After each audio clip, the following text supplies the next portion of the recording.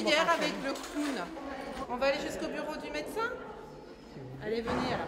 L'origine du projet, c'est toute une dynamique autour déjà d'un plan de formation qui a été mis en place pour la première fois dans la structure en 2003, puis un plan annuel assez ambitieux pour former l'ensemble des professionnels de 2004 jusqu'à aujourd'hui. Ce plan s'est un petit peu orienté vers des demandes de formation sur la communication, l'esprit d'équipe, l'analyse de pratiques professionnelles, les démarches éthiques. Il y avait beaucoup de potentiel, mais chacun était un peu dans sa bulle et avait du mal à partager et à échanger. Je me suis donné comme défi de libérer la parole des résidents en travaillant autour d'ateliers écriture auprès du personnel, auprès des résidents de l'établissement.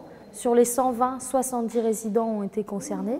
Au terme de 4 mois d'ateliers d'écriture, on a décidé de mettre en musique 16 textes qui ont été retenus. Nous voilà embarqués à faire venir un studio de musique pendant 2 mois au sein de l'établissement. Président, direction, équipe d'encadrement, cuisine, tout le monde était au même niveau. On avait tous le même trac, la même appréhension et des choses à dire. Quand on est monté sur scène, on était contents, on s'amusait.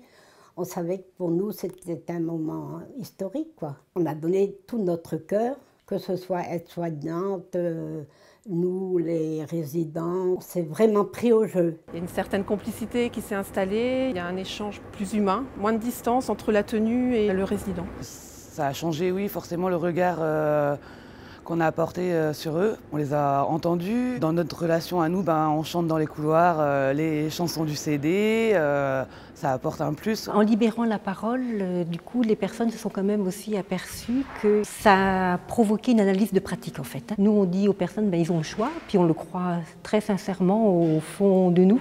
Et puis la personne nous dit, est-ce que j'ai vraiment le choix?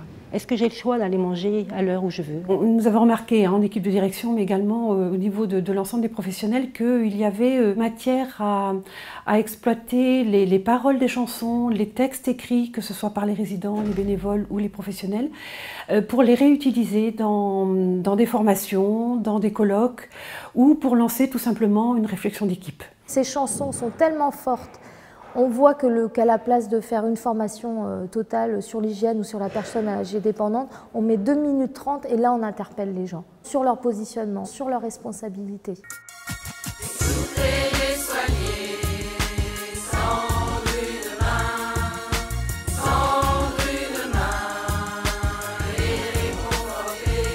Ces chansons nous servent de support de formation pour lancer les débats, que ce soit sur l'éthique, sur la bientraitance, sur la prise en charge au quotidien, sur le fait que la résidence est un lieu de vie, oui, mais est-ce que la personne a sa clé? Il y a aussi une chanson là-dessus et qui permet de s'interroger sur jusqu'où on individualise vraiment la chambre du résident. Est-ce que l'institution n'est pas première, etc.